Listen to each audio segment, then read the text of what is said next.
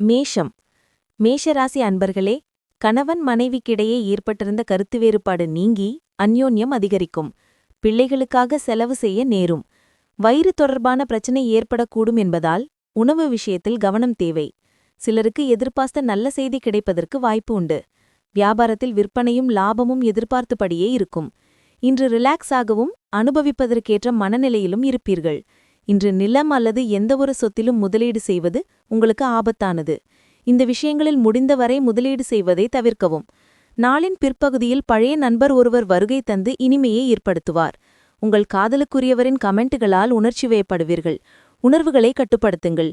நிலைமையை மோசமாக்கும் வகையில் எதையாவது செய்துவிடாதீர்கள். இன்றைக்கு உங்கள் திறமையை வெளிப்படுத்தும் வாய்ப்புகள் வரும். இந்த ராசிக்காரர்களுக்கு இன்று போதிய அளவுக்கு நேரம் கிடைக்கும். இந்த நேரத்தை உங்களின் ஆசைகளை பூர்த்தி செய்வதற்கு பயன்படுத்துவீர்கள். நீங்கள் உங்களுக்கு பிடித்தமான புத்தகத்தை படிக்கலாம் அல்லது நீங்கள் விரும்பும் பாடலை கேட்கலாம். இன்று உங்கள் துணையின் உடல்நலத்தை எண்ணி நீங்கள் கவலையுறுவீர்கள்.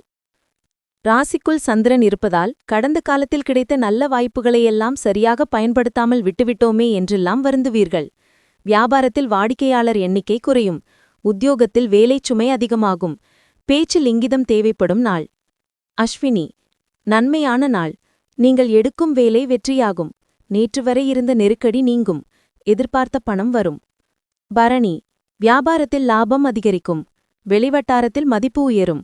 நினைத்த வேலைகளை நடத்தி முடிப்பீர். கார்த்திகை 1. மதியம் வரை வேலைகளில் இழுபறி உண்டாகும்.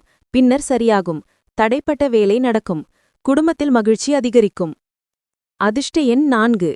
அதிர்ஷ்ட நிறம் காவி மற்றும் சாம்பல்.